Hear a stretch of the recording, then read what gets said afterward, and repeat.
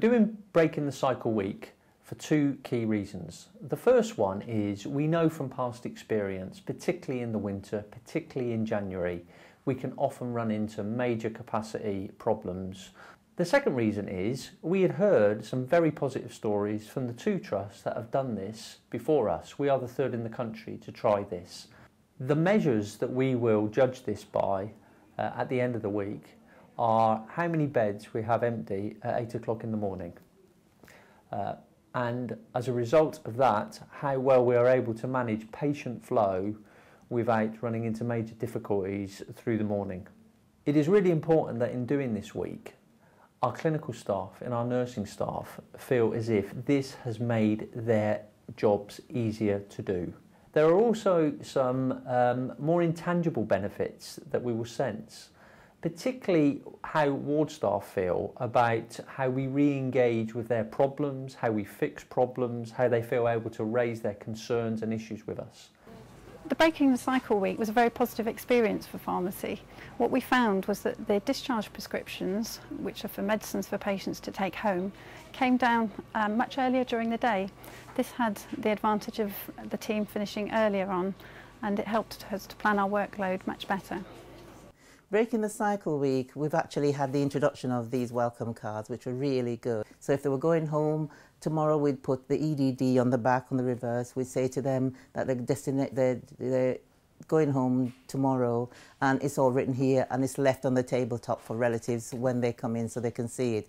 If there's a test that they're going for, whether it be an echo or any kind of test, that's also written on here. So that was a new initiative that David and Mary brought with them when they came to the ward, which was really, really good and very helpful. If there's one thing that's better at the end of the cycle team, is that we see how important it is that we get these discharges from day one. Patients know what's happening, and we try our best to make sure that things do happen when we say they're going to happen, and how important it is really to get patients out, the discharge date, because it does make a difference. Next week, we're going to really try and continue.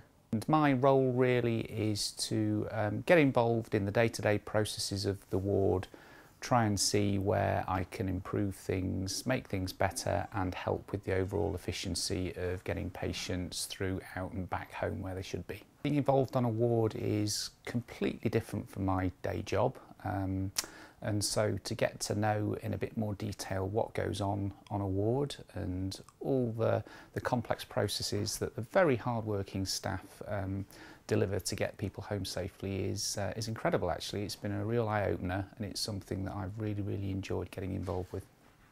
I think this week Breaking the Cycle has been really good. I think it's focused everybody's minds. I think one example that springs to mind where we really have made a positive effect is the hand therapy team.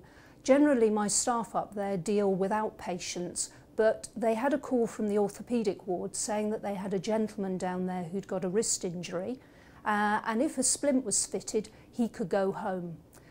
Usually they would leave that till the end of the day, but because we're in Breaking the Cycle Week, they actually reorganised their whole outpatient caseload, redistributed the work amongst themselves, which enabled staff to come down to the ward and work with the gentleman to fit the splint, and that meant that he could go home straight away.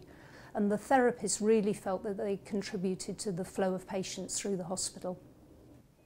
The estates team have been working really hard to turn this old kitchen into a storeroom to make life easier for the clinical staff to do their job. And I've come in to work with the team to see how we can make things more efficient, discharges, admissions, and some of the processes we use. And the team have welcomed me in with open arms, and I've worked with them, and we found some really easy wins and some much more difficult wins. During Breaking the Cycle Week, we've had a lot of success in seeing the outline numbers fall, and actually we've got to less than 10 patients this morning, which really is a considerable improvement if you compare that to this time last year. Although there has been some challenges in actually meeting the requirements of Breaking the Cycle, I do think it has been a good thing, and I hope that we'll be able to use our experience to really evolve the work that we do within the Trust. Well, we've been performing pretty well against all of our targets for some considerable time now, and in fact we've been doing well against the A&E target throughout the whole of this year. But what we've seen this week is staff make an extra big effort to ensure that our performance really has been amongst the very best anywhere in the country. And we've learnt a lot of lessons that we need to apply for the future to make sure that we work with our patients and that we use all of our staff efforts and resources we have to the best effect to provide the best service that could be found anywhere in the National Health Service. I do want to finish by thanking everybody for all the extra efforts they've made during the course of this last week to provide such a fantastic service. We came onto an unprecedented bed situation for the better. That was characterised by 16 assessment spaces being available and ready for patients and 41 empty beds. We had 25 ward liaison officers, many of which were not operational to start with.